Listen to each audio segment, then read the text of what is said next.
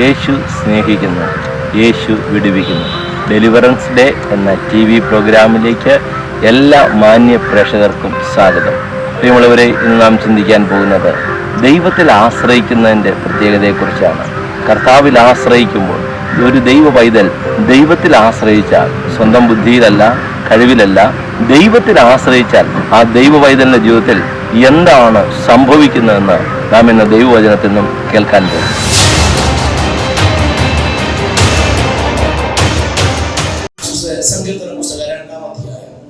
ജാതികൾ കലഹിക്കുന്നതും വംശങ്ങൾ വ്യക്തമായത് നിരൂപിക്കുന്നതും എന്ത്? യഹോവയ്ക്കും അവന്റെ അഭിഷിക്തനും വിരോധമായി ഭൂമിയെ രാജാക്കന്മാർ എഴുന്നേൽക്കുകയും അധിപതികൾ തമ്മിൽ ആലോചിക്കുകയും ചെയ്യുന്നത്, നാം അവരുടെ കെട്ടുകളെ പൊട്ടിച്ച് അവരുടെ കയറുകളെ എറിഞ്ഞു കളയുക. സ്വർഗത്തിൽ വസിക്കുന്നവൻ ചിരിക്കുന്നു, കർത്താവ് അവരെ പരിഹസിക്കുന്നു. അന്ന് അവൻ കോപത്തോടെ അവരോട് അരുളി ചെയ്യും, ക്രോധത്തോടെ അവരെ ഭ്രമിപ്പിക്കും. എന്റെ വിശുദ്ധ പർവ്വതമായ സിയോനിൽ ഞാൻ എന്റെ രാജാവിനെ വാഴിച്ചിരിക്കുന്നു. ഞാനൊരു നിർണയം പ്രസ്താവിക്കുന്നു. യഹോവ എന്നോട് അരുളി ചെയ്തത്, നീ എന്റെ പുത്രൻ, ഇന്ന് ഞാൻ നിന്നെ ജനിപ്പിച്ചിരിക്കുന്നു. എന്നോട് ചോദിച്ചുകൊള്ളുക. സങ്കീർത്തനം 2:8 ഇങ്ങനെ പറയുന്നേ, എന്നോട് ചോദിച്ചുകൊള്ളുക, ഞാൻ നിനക്ക് ജാതികളെ അവകാശമായും ഭൂമിയുടെ അറ്റങ്ങളെ കൈവശമായും തരും. ചേർത്ത് പറഞ്ഞാട്ടെ ഹല്ലേലൂയ. തന്നാ പോരെ?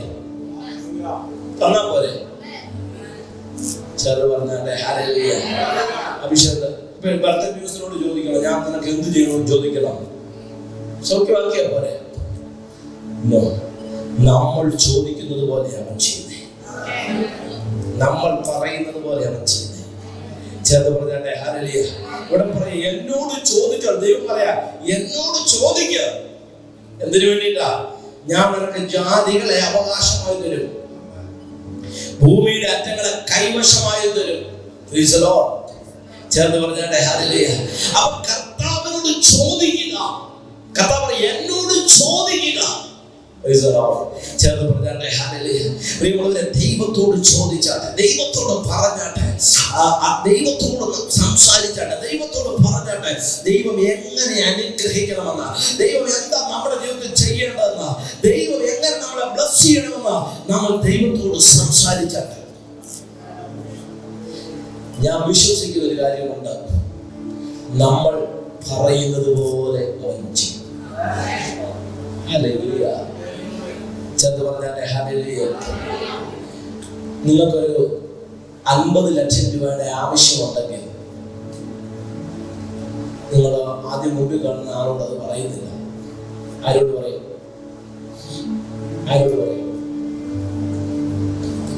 50 ലക്ഷം രൂപ തരാൻ കഴിവുള്ള ആളോട് പറയും. ശരിയാണോ?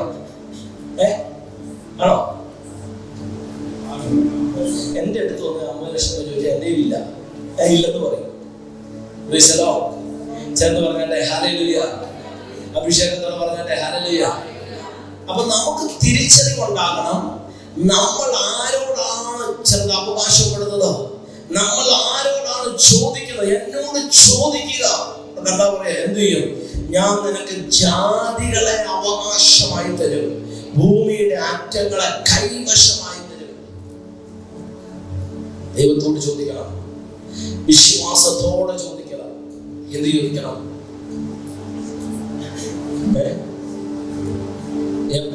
ചോദിച്ചതുപോലെ ചോദിക്കണം. ചേർന്ന് പറഞ്ഞാട്ടെ ഹല്ലേലൂയ. എത്ര പേര് തയ്യാറായി ഇന്ന് കർത്താവിനോട് ചേർന്ന് ചോദിക്കാനായിട്ട്? കർത്താവ് പറഞ്ഞ ചോദിക്കുവിൻ, നിങ്ങൾക്ക് ലഭിക്കും. നിങ്ങൾക്ക് ലഭിക്കാത്തത് എന്തുകൊണ്ടാ? കർത്താവ് തന്നെ പറയാ, നിങ്ങൾ ചോദിക്കാത്തത് കൊണ്ടാണ് നിങ്ങൾക്ക് ലഭിക്കാത്തത്. പരിശുദ്ധാത്മാവിനെ ചോദിക്കുക. പരിശുദ്ധാത്മാവിനെ എത്ര അധികമായി തരും. ഇനി പിതാവ് ഏറ്റവും പ്രിയപ്പെട്ടതായിരുന്നു പുത്രനെ തന്നു, പരിശുദ്ധാത്മാവിനെ തന്നു. ഇതിൽ കൂടുതൽ പിതാവിന് തരാൻ ഒന്നുമില്ല. ഇനി നീ എന്ത് ചോദിച്ചാലും അവൻ തരും. അവന്റെ ഹിതത്തിന് ഇഷ്ടമുള്ളത് എന്ത് ചോദിച്ചാലും അവൻ തരും. ചേർന്ന് പറഞ്ഞാട്ടെ ഹല്ലേലൂയ. സന്തോഷത്തോടെ പറഞ്ഞാട്ടെ ഹല്ലേലൂയ. അഭിഷേകത്തോടെ പറഞ്ഞാട്ടെ ഹല്ലേലൂയ. രഹസ്യമാണ് എന്ത് നാം എന്ത് ചോദിക്കുന്നു എന്നുള്ളത്. അതുപോലെ തന്നെ വളരെ വ്യക്തമായ ഒരു കാര്യമാണ്, ചോദിക്കുമ്പോൾ എങ്ങനെ ചോദിക്കണം? വ്യക്തമായി ചോദിക്കണം. എങ്ങനെ ചോദിക്കണം? വ്യക്തമായി ചോദിക്കണം. കർത്താവേ, എന്റെ രോഗങ്ങളൊക്കെ സൗഖ്യമാക്കണം. ഒന്നും സൗഖ്യമാകുന്നില്ല. രോഗമേതാണോ, എന്ത് രോഗമാണോ, പേര് പറഞ്ഞ് വ്യക്തമായിട്ട് സൗഖ്യമാകാൻ പറയണം. കർത്താവേ, എനിക്ക് കുറച്ച് പൈസ ആവശ്യമുണ്ട്, കിട്ടത്തില്ല. കർത്താവേ, എനിക്ക് വീടില്ല, എനിക്ക് വീട് ആവശ്യമുണ്ട്, കിട്ടത്തില്ല.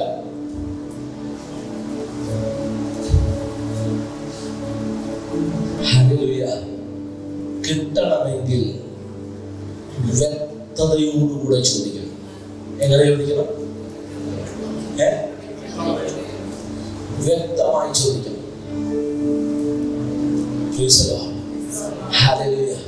ഒരിക്കലും എനിക്കൊരു ടീപ്പോയി ആവശ്യമുണ്ട്. ഞാൻ പല കടകളിൽ പോയി അന്വേഷിച്ചപ്പോൾ എനിക്ക് പറ്റിയത് കിട്ടിയില്ല. ഞാൻ കർത്താവിനോട് പറഞ്ഞു എനിക്കൊരു ടീപ്പോയി ആവശ്യമുണ്ട്. കുറെ നാളുകൾ പറഞ്ഞപ്പോൾ എനിക്ക് കിട്ടിയില്ല. ഒരിക്കലും ദൈവം എന്നോട് സംസാരിച്ചോ, വ്യക്തമായിട്ട് ചോദിക്കുക എന്ന് പറഞ്ഞാൽ ഒരു കടയിൽ പോയി ഓർഡർ കൊടുക്കുന്നത് പോലെ ചോദിക്കണം. ചെന്ന് പറഞ്ഞാട്ടെ ഹല്ലേലൂയ. ഒരു വീട് നിങ്ങൾക്ക് ആവശ്യമുണ്ടെങ്കിൽ നിങ്ങൾ ഒരു വീടിന്റെ പ്ലാൻ വരച്ചു വെച്ച് ദൈവത്തോട് പറയണം. ഞാൻ അങ്ങനത്തെ ഒരു വീട്ടിലാണ് താമസിക്കുന്നത്. അഭിഷേകത്തോട് പറഞ്ഞാട്ടെ ഹല്ലേലൂയ. അങ്ങനത്തെ ഒരു ടീപ്പോയി എന്റെ വീട്ടിൽ കിടക്കുന്നേ. എന്റെ വീട്ടിൽ വന്നിട്ടുള്ളവർക്ക് അറിയാം. ഞാൻ കർത്താവിനോട് ചോദിച്ചു,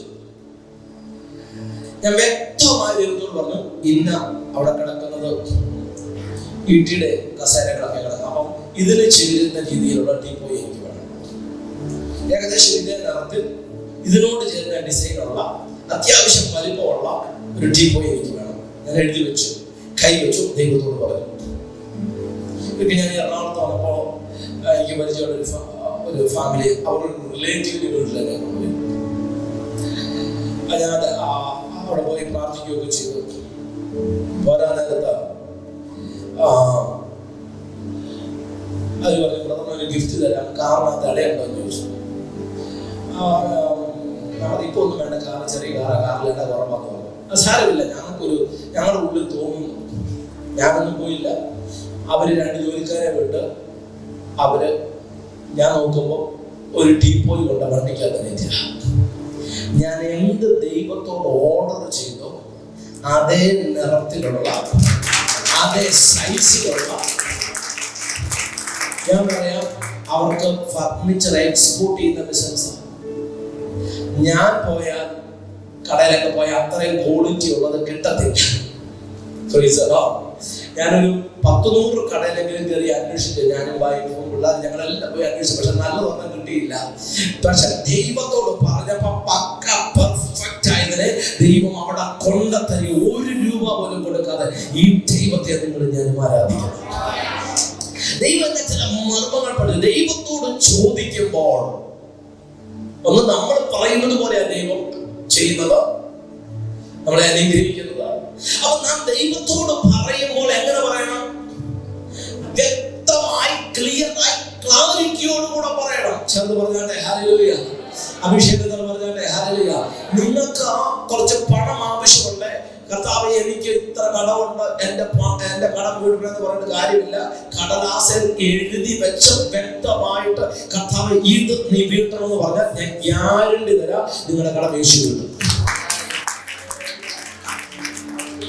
വേദപുസ്തകത്തിന്റെ വ്യവസ്ഥ പ്രകാരം ഞാൻ പറയുന്നത്. ചേർന്ന് പറഞ്ഞാട്ടെ ഹല്ലേലൂയ. അഭിഷേകത്തോട് പറഞ്ഞാട്ടെ ഹല്ലേലൂയ. നമുക്കൊരു അനേക വാക്യങ്ങളിലേക്ക് പോകേണ്ടതുണ്ട്, എങ്കിലും നമുക്ക് 1-2 വാക്യങ്ങൾക്കകത്തൂടെ കൂടെ പോകാൻ ഞാൻ ആഗ്രഹിക്കുന്നു.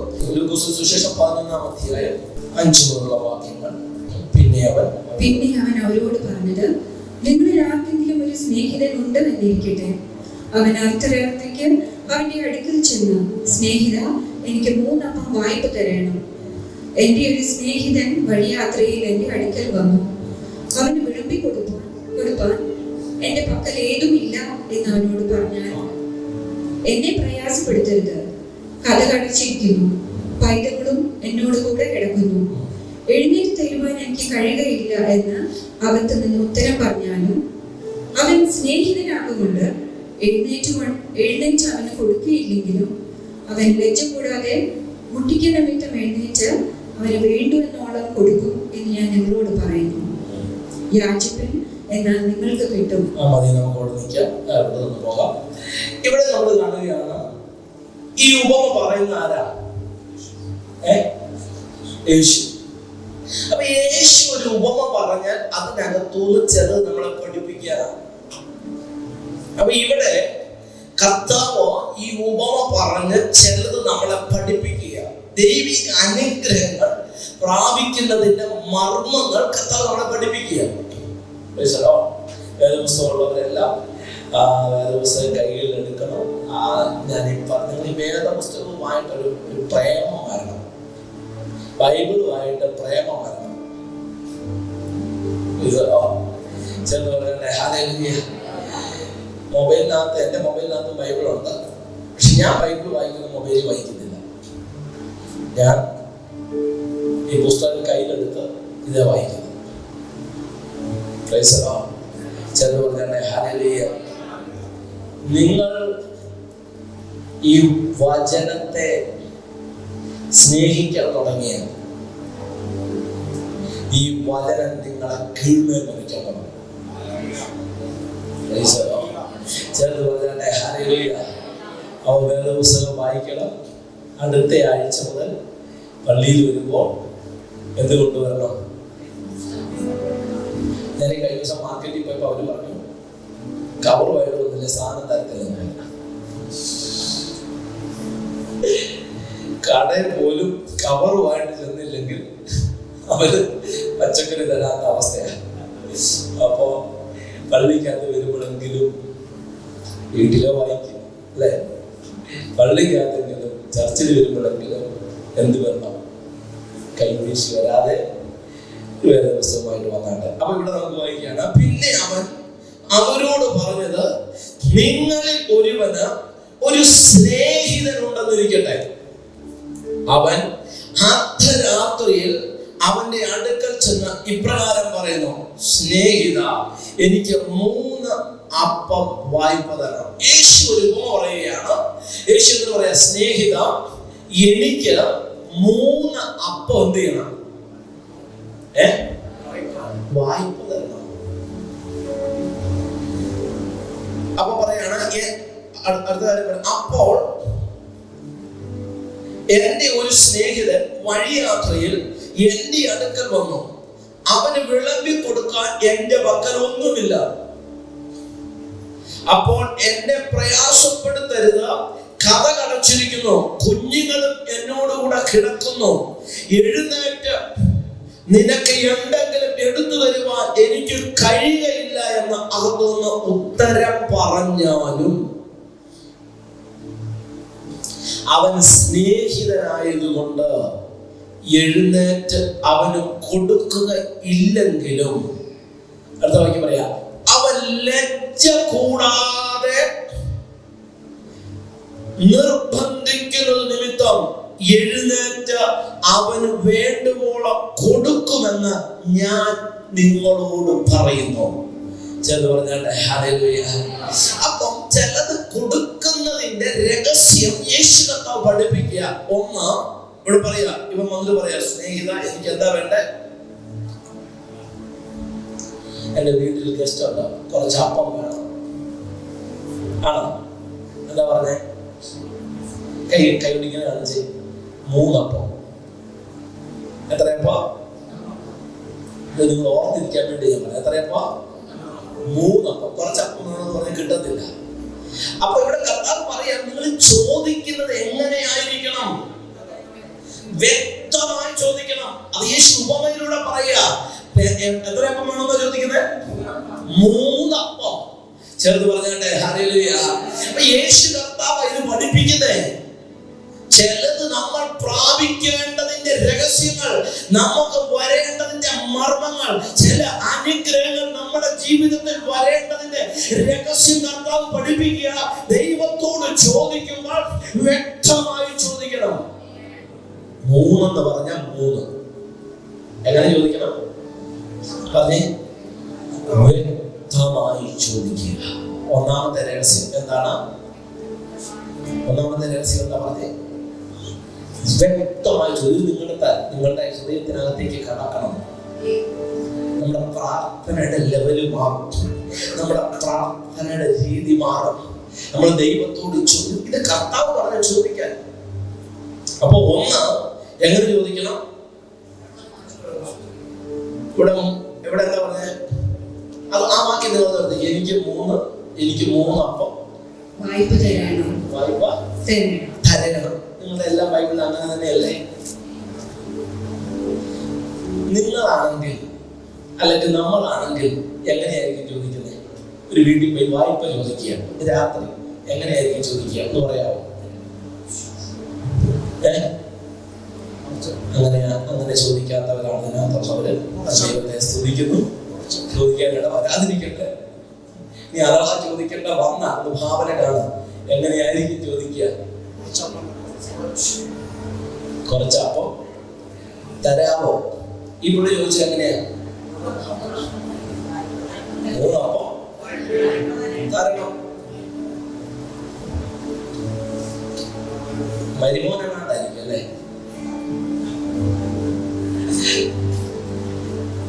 കർത്താവ് ചില അനുഗ്രഹത്തിന്റെ രഹസ്യം പഠിപ്പിക്കുക. ഇവിടെ പറയാ 3 അപ്പം തരാമോ? യാചിക്കുകയല്ല, വേണമെന്ന് പറയും. എനിക്ക് 3 അപ്പം വേണം. ചെറുത് പറഞ്ഞാട്ടെ ഹല്ലേലൂയ.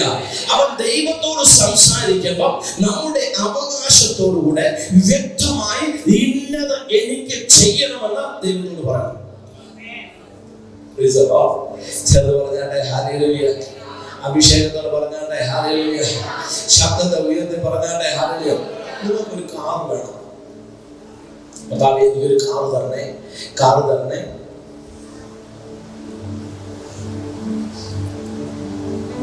നിങ്ങൾക്കൊരു കാർ വേണമെങ്കിൽ നിങ്ങളൊരു ഷോറൂമിൽ പോയി നിങ്ങൾക്ക് ഇഷ്ടപ്പെട്ട ഒരു കാറിന്റെ വിലയൊക്കെ ചോദിച്ച് അതിനൊരു ബ്രൗഷർ മേടിച്ച് വീട്ടിൽ കൊണ്ടുവച്ചിട്ട് കൈ വെച്ചിട്ട് പറയണം. അല്ലെങ്കിൽ ആ ഷോറൂമിൽ കിടക്കുന്ന കാറെ കൈ വെച്ചിട്ട് പറയണം, എൻ്റെ വീട്ടിൽ വരാൻ പറയണം. ചേർന്ന് പറഞ്ഞാൽ ആ കാറ് കൈ വെച്ചിട്ട് പറയണം, ഈ കാർ എൻ്റെ വീട്ടിൽ വരട്ടെ എന്ന് പറഞ്ഞ് പ്രാർത്ഥിക്കും, ചോദിക്കണം. ഞാൻ നിങ്ങളോട് പറയാം, അങ്ങനെ ചോദിച്ചാൽ അങ്ങനെ വരും. ഞാൻ ഈ ഭൗതികമായ കാര്യങ്ങൾ കൂടുതൽ പറയുന്നത് എന്താണെന്നറിയോ? അതാണല്ലോ കുറച്ചും കൂടെ ഇൻട്രസ്റ്റ് കേൾക്കാൻ. ഇതുപോലെയാണ് ആത്മീയമായ കാര്യങ്ങൾ. ചേർത്ത് പറഞ്ഞാട്ടെ ഹല്ലേലൂയ. എനിക്ക് പ്രവചനപരം ഒന്നും വേണ്ട, എനിക്ക് കൃപാവരങ്ങളൊന്നും വേണ്ട. സ്വർഗത്തിൽ പോയാൽ മതി. ഒരു കൃപാവരവും ഇല്ലാതെ നീ സ്വർഗത്തിൽ പോകും. ദൈവത്തിനൊരു പ്രശ്നമില്ല. പക്ഷെ ദൈവരാജ്യത്തിൽ ആത്മാക്കളെ നേടണമെങ്കിൽ, പിശാചിന്റെ പ്രവർത്തികളെ അഴിക്കണമെങ്കിൽ, രോഗികളെ സൗഖ്യമാക്കണമെങ്കിൽ നിന്റെ മേൽ കൃപാവരങ്ങൾ ആവശ്യമാണ്. ചേർന്ന് പറഞ്ഞാട്ടെ ഹല്ലേലൂയ. നിനക്ക് പണം ഉണ്ടാക്കാനും മുട്ടുകളിലെ അടിക്കാനല്ല, ദൈവത്തിന്റെ രാജ്യം സ്ഥാപിക്കുവാൻ നിനക്ക് കൃപാവരങ്ങൾ ആവശ്യമാണ്. അതുകൊണ്ട് ദൈവത്തോട് ചോദിക്കുമ്പോൾ വ്യക്തമായി ചോദിക്കണം. കർത്താവ് മരിക്കുന്നതിന് മുമ്പ് ഒരു 100 മരിച്ചവരെയെങ്കിലും ഉയർപ്പിച്ചിട്ട് മരിക്കാൻ അനുവദിക്കണം. ഏതൊക്കെയാലും മരിക്കും, ഒരു 100 എണ്ണത്തിനെ ഉയർപ്പിച്ചിട്ട്.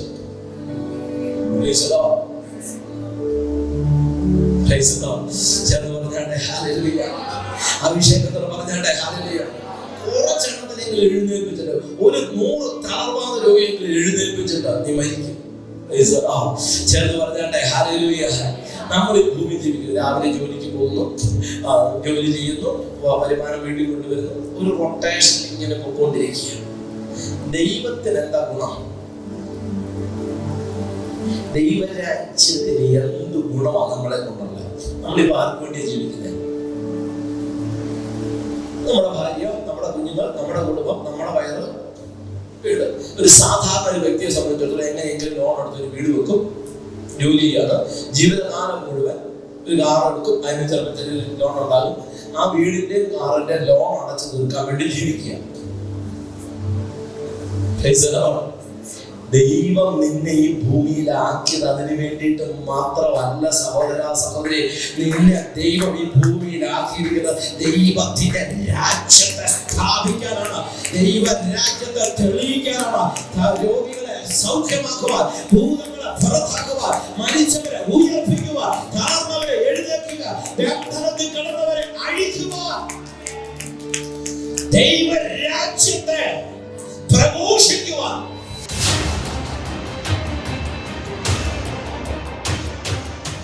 ഇപ്പോൾ ഞാൻ നിങ്ങൾക്ക് വേണ്ടി പ്രാർത്ഥിക്കുന്നു. കർത്താവ് ഇപ്പോൾ രോഗികളായിട്ടിരിക്കുന്ന ഓരോ വ്യക്തികൾക്കും വേണ്ടി പ്രാർത്ഥിക്കുന്നു. ഇപ്പോൾ ആരെല്ലാം ഈ രോഗപീഠയ്ക്കകത്തിരിക്കുന്നു, രോഗബന്ധനങ്ങൾക്കകത്തിരിക്കുന്നു, യേശു ക്രിസ്തുവിന്റെ നാമത്തിൽ അവർ സൗഖ്യമാകട്ടെ. എത്ര പഴകിയതാണെങ്കിലും എത്ര നാളുകളാണെങ്കിലും കർത്താവ് ഇനി ഒരിക്കലും രക്ഷയില്ല, ഇനി ഒരിക്കലും അത് മാറത്തില്ല, ഇനി ഒരിക്കലും അതിന് വിടുതലില്ല എന്ന് പറഞ്ഞിരിക്കുന്നവരുടെ മേൽ ഇപ്പോൾ തന്നെ സൗഖ്യമാക്കുന്ന കരം നീട്ടുന്നതിനായി നന്ദി. സൗഖ്യമാക്കുവാൻ മനസ്സുള്ള സകല വ്യക്തികളും ഇപ്പോൾ തന്നെ സൗഖ്യമാകട്ടെ. ഇപ്പോൾ തന്നെ അസാധാരണ ഹീലിംഗ് നടക്കട്ടെ. ഇപ്പോൾ തന്നെ രോഗികൾ സൗഖ്യമാകട്ടെ. ഇപ്പോൾ തന്നെ അത്ഭുത വിടുതലുകൾ നടക്കട്ടെ. യേശുവിന്റെ നാമത്തിൽ സൗഖ്യമാകട്ടെ. ആമേൻ. കർത്താവ് നമ്മെ സൗഖ്യമാക്കിയിരിക്കുകയാണ്. ഈ TV പ്രോഗ്രാം നിങ്ങൾക്ക് അനുഗ്രഹമായി എന്ന് ഞാൻ വിശ്വസിക്കുന്നു.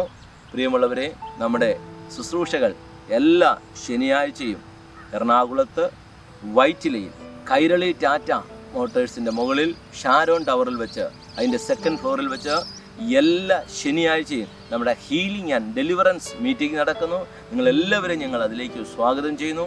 അതുപോലെ തന്നെ എല്ലാ ഞായറാഴ്ചയും തൃശ്ശൂർ പാലസ് റോഡിലുള്ള ചേംബർ ഓഫ് കൊമേഴ്സ് ബിൽഡിങ്ങിൻ്റെ 1st ഫ്ലോറിൽ വെച്ച് നമ്മുടെ ഹീലിംഗ് ആൻഡ് ഡെലിവറൻസ് മീറ്റിംഗ് നടക്കുന്നു. നിങ്ങളെ എല്ലാവരും ഞങ്ങൾ അതിലേക്ക് സ്വാഗതം ചെയ്യുന്നു. അതുപോലെ തന്നെ എല്ലാ ബുധനാഴ്ചയും പാലക്കാട് നമ്മുടെ SA ഹാളിൽ വെച്ച് നമ്മുടെ ശുശ്രൂഷകൾ നടക്കുന്നു. നിങ്ങളെ ഞങ്ങൾ അതിലേക്ക് സ്വാഗതം ചെയ്യുന്നു. അതുപോലെ തന്നെ കോട്ടയത്ത് മാസത്തിൽ എല്ലാ വ്യാഴാഴ്ചയും, മാസത്തിൽ ഒരിക്കൽ വ്യാഴാഴ്ച ദിവസങ്ങളിൽ കോട്ടയത്ത് നമ്മുടെ മീറ്റിംഗ് നടക്കുന്നു. യേശുവിൻ്റെ നാമത്തിൽ നിങ്ങളെ ഞങ്ങൾ അതിലേക്ക് സ്വാഗതം ചെയ്യുന്നു. അതുപോലെ തന്നെ എല്ലാ വെള്ളിയാഴ്ചയും ഹാർവസ്റ്റ് TVയിൽ വൈകുന്നേരം 4 മണി മുതൽ 4:30 വരെ നമ്മുടെ ശുശ്രൂഷകൾ നടക്കുന്നു. നിങ്ങളെ ഞങ്ങൾ അതിലേക്ക് സ്വാഗതം ചെയ്യുന്നു. അതുപോലെ തന്നെ യൂട്യൂബിലും ഡുനാമിസ് റിവൈവൽ മിനിസ്ട്രീസ് എന്ന ചാനലിൽ നമ്മുടെ ശുശ്രൂഷകൾ നിങ്ങൾക്ക് ലഭ്യമാണ്. അതുപോലെ തന്നെ ഫേസ്ബുക്കിൽ നമ്മുടെ ശുശ്രൂഷകൾ നിങ്ങൾക്ക് ലഭ്യമാണ്. തീർച്ചയായിട്ടും നിങ്ങൾ ആ ശുശ്രൂഷയിൽ പങ്കെടുക്കുക. നിങ്ങളെ ഞങ്ങൾ അതിലേക്ക് സ്വാഗതം ചെയ്യുന്നു. നിശ്ചയമായിട്ടും ദൈവം നിങ്ങളെ അനുഗ്രഹിക്കട്ടെ. താഴെ കാണുന്ന ഫോൺ നമ്പറുകളിൽ നിങ്ങൾ കോൺടാക്റ്റ് ചെയ്താട്ടെ. ഞങ്ങളുടെ പ്രാർത്ഥനാ ടീം നിങ്ങൾക്ക് വേണ്ടി പ്രാർത്ഥിക്കുന്നു. നിങ്ങൾക്ക് ഏതൊരു പ്രാർത്ഥനാ വിഷയമുണ്ടെങ്കിലും പ്രാർത്ഥന ആവശ്യമുണ്ടെങ്കിലും നിങ്ങൾ താഴെ കാണുന്ന ഫോൺ നമ്പറുകളിൽ ഞങ്ങളെ കോൺടാക്റ്റ് ചെയ്താട്ടെ. ഞങ്ങളുടെ വാട്സാപ്പ് നമ്പറുകളിൽ നിങ്ങളുടെ പ്രയർ റിക്വസ്റ്റുകൾ അയച്ചാട്ടെ. ദൈവം നിങ്ങളുടെ ജീവിതത്തിൽ അത്ഭുതം ചെയ്യുന്നു. ഹല്ലേലൂയ. ദൈവം എല്ലാവരെയും സമൃദ്ധമായി അനുഗ്രഹിക്കട്ടെ. God bless you. യേശു സ്നേഹിക്കുന്നു, യേശു വിടുവിക്കുന്നു. Dunamis revival ministries India deliverance meeting എല്ലാ ശനിയാഴ്ചയും രാവിലെ 10 മണി മുതൽ ഉച്ചയ്ക്ക് 1 മണി വരെ. 2nd floor of Kairali Tata motors, Vyttila, Ernakulam. Brother Binoy Joseph ശുശ്രൂഷിക്കുന്നു.